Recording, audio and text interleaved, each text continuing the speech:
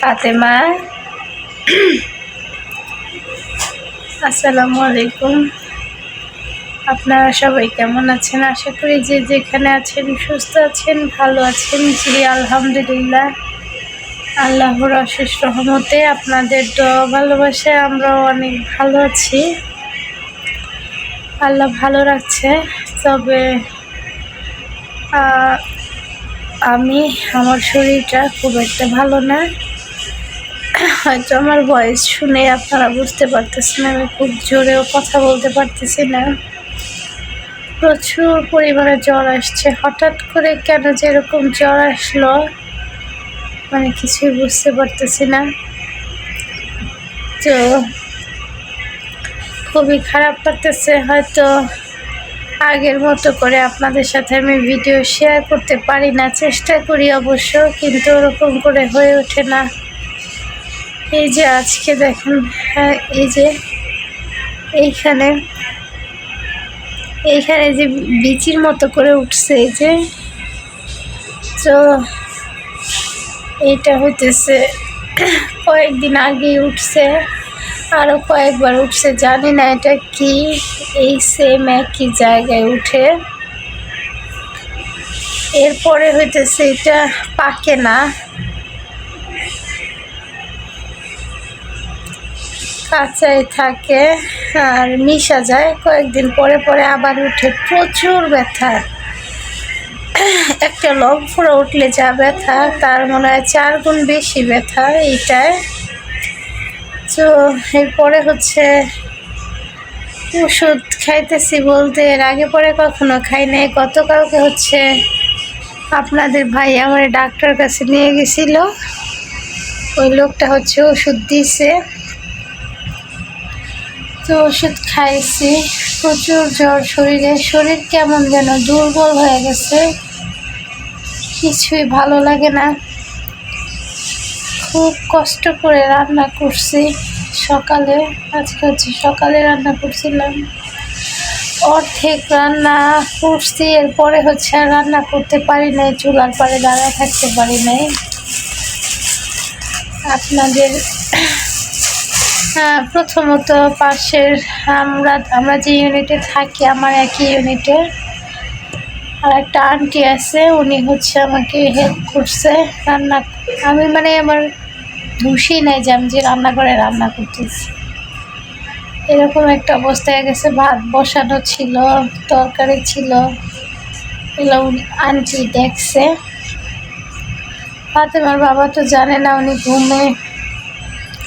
পরে আন্টি যখন নিয়ে আসছে ঘরে, তখন উনি আর কি আমার কি হয়েছে শুয়েছিলাম আইসা।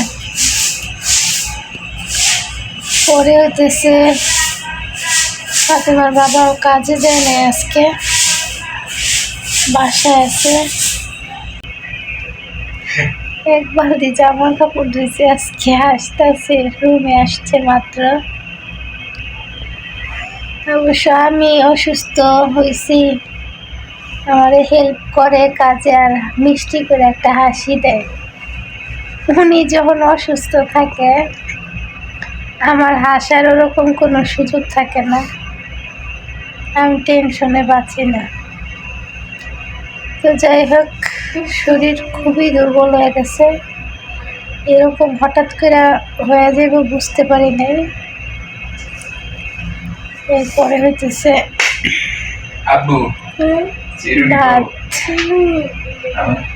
ভাত হইতেছে সকালবেলা, খাইতে ইচ্ছা করতেছিল না। গজার মাছের তরকারি রান্না করছিলাম, খুব কষ্ট হয়েছে আমার রান্না করতে। এরপরে হচ্ছে কলই শাক রান্না করছি, সাথে হচ্ছে সিম ভর্তা বানাইছে আপনাদের ভাই। আমি সিদ্ধ তারপরে ফাতেমা আজকে গোসল করছে, চুলটাও আশ্রয় নেই।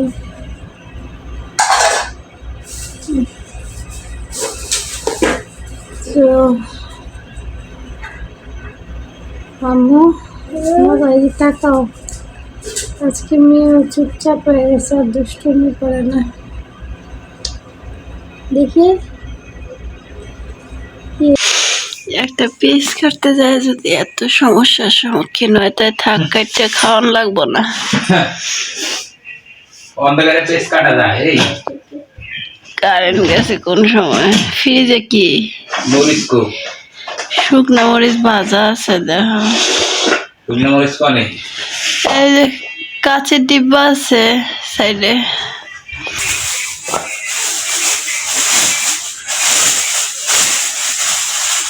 কাঁচা কাঁচা হ্যাঁ। এর কি? ওই জায়গা থেকে কাটো একটা, এই জায়গা থেকে দুটা নাও।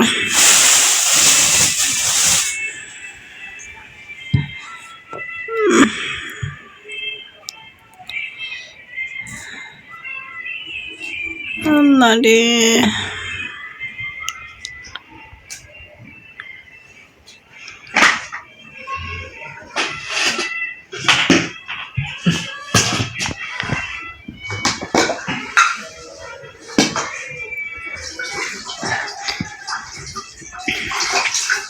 দেখি ঘর বাড়ি বানাই ফেলাইতেছেন, নদীর চাপের নৌকা বানাইতেছেন, গ্রাফিক ইঞ্জিনিয়ার হইবেন।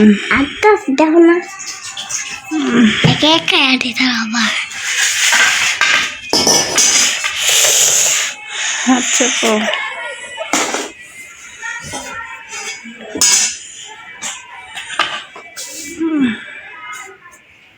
যেটা আমি সহ্য করে পাই না হেডি আমাকে করায়। কি সহ্য করতে পারো না? হ্যাঁ সহ্য করতে পারে না, নদী সহ্য করতে পারে করো না।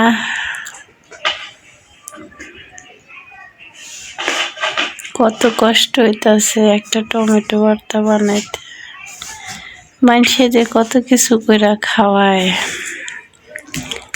এই অসুস্থ শরীর নিয়ে সকালবেলা রান্নাও করে দিলাম। আর একটু মোটা করো, একটু বেশি চিকন হয়ে যেতেছে না? হাসি দাও কে? হ্যাঁ বুদ্ধের মতো ডাক্তার করে হাসি দিতে। হাসি আছে, তোর মায় অসুস্থ হইলে হ্যাঁ দাঁতের রস হয়ে পড়ে। বেশ পার হইতেছে এখন।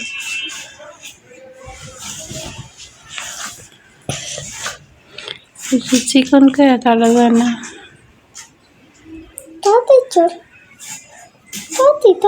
টমেটো কাক খেয়ে নিয়েছে? টমেটো কাক খেয়ে নিয়েছো? ফ্রিজে আসছিল দেখো চাই নিয়েছি।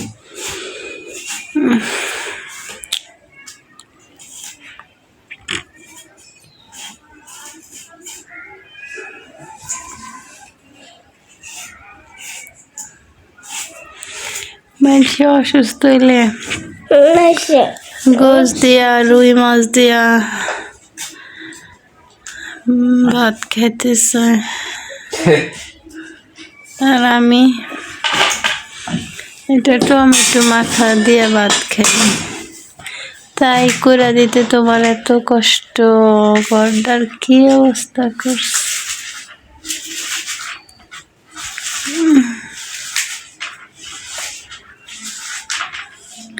কারেন্ট যাওয়ার সময় নেই আর।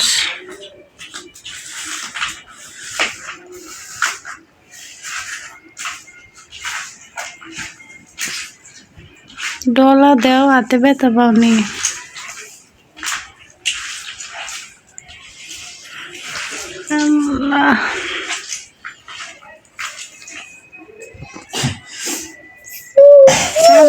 কান্দকে এ জীবনে খাই না আমি এডি, আর এডি আমাকে করাইতেছে।